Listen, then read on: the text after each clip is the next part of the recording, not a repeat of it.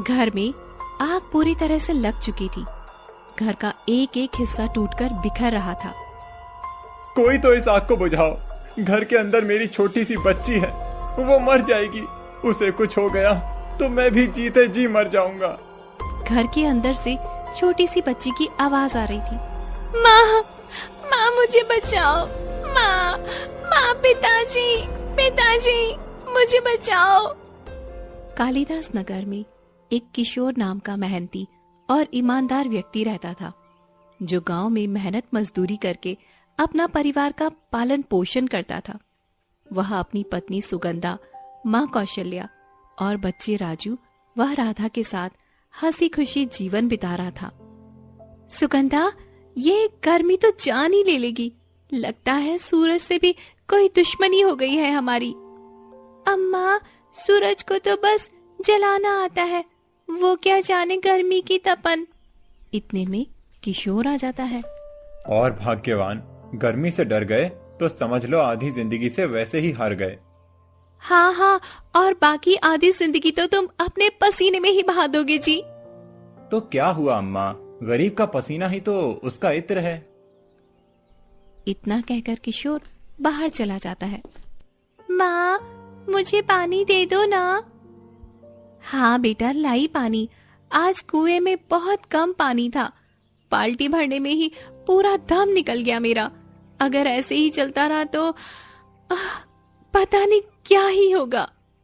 सुगंधा रसोई में चली जाती है। गर्मी इतनी तेज थी कि स्टोव के पास खड़ा होना मुश्किल हो रहा था। वह पानी लेने के लिए जैसे ही आगे बढ़ती है, तभी पास में रखी सूखी लकड़ियां और स्टोव आग पकड़ लेते हैं। अजी, अजी जल्दी आइए। कहाँ है जी आप? जल्दी आइए, देखिए ना आग लग गई है, बचाइए। सुनिए जी। घर में हलचल सी मच जाती है। किशोर दौड़कर आता है और बाल्टी से पानी फेंकता है, लेकिन आग काबू में नहीं आती और घर जलने लगता है। आग की लपेट तेज हो गई थी और कुछ ही देर में पूरा घर जलने लगा। हे राम, हे राम, ये क्या हो गया है? हमारा घर जल रहा है। हमने तो कभी किसी का बुरा नहीं किया। अब हम कहाँ ही जाएंगे? हे भगवान। पिताजी, सब कुछ जल रहा है, अब हम कहाँ रहेंगे? राधा गुड़िया भी जल जाएगी। जैसे ही राजू ने राधा का नाम लिया तो सबने अपने आसपास देखना शुरू किया। राधा उनके साथ नहीं थी। राधा, राधा कहाँ है? मेरी बच्ची कहाँ है? माँ, लगता है वो अंदर ही रह गई। ऐसा नहीं हो सकता। नहीं, ऐसा नहीं हो सकता।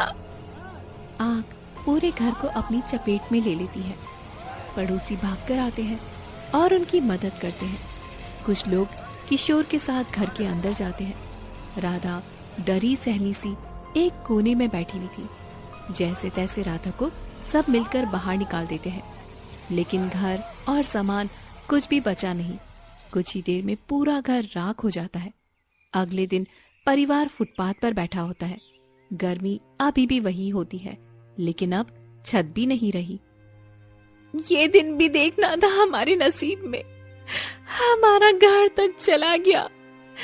अब हम कहाँ जाएंगे बेटा? माँ, हम कुछ ना कुछ कर लेंगे, बस बच्चों को संभालना है।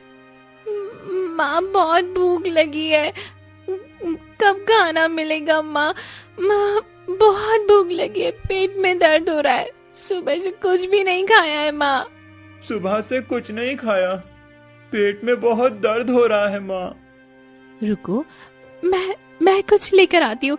बस बच्चों, थोड़ा सा और सहन कर लो। सुगंधा दुकान पर जाती है और दुकानदार से विनती करती है, भैया मेरे बच्चों के लिए कुछ खाने के लिए दे दीजिए, मैं बाद में पैसे दे दूंगी। मैं बस आपको पक्का कह रही हूँ, मैं बस थोड़े से पैसों का इंतजाम हो जाए, आपको जल्दी ही पैसे लौटा दूंगी। बस भैया 2 ब्रेड दे दीजिए। बाद में पैसे? हमारे घर में उधारी नहीं चलती, समझी? पहले पैसे दो, फिर सामान मिलेगा। सुगंधा आंखों में आंसू लिए दूसरी दुकान पर जाती है। भैया, बच्चों के खाने के लिए कुछ दे दीजिए, मैं बाद में पैसे दे दूंगी, बस मुझे थोड़ा सा खाना दे दीजिए। दो ब्रेड दे देंगे तो भी काम चल जाएगा।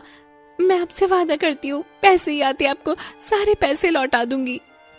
सुबह सुबह भीख मांगने आ जाती हो, निकलो यहाँ से, मेरे ग्राहक आ रहे हैं। मैं कैसी माँ हूँ, अपने ही बच्चों को भरपेट खाना नहीं खिला पा रही हूँ। भगवान, ये कौन सा इम्तिहान ले रहा है तू? एक समय था जब हमारा घर था, रसोई में हमेशा खाना बनता था, और आज एक रोटी के लिए भी हाथ फैलाने पड़ रहे हैं। हे भगवान। सुगंधा मायूस होकर सड़क किनारे कुछ लोगों से मदद मांगती है।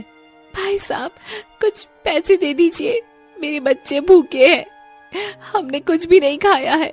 भगवान आपकी मदद करेगा भगवान।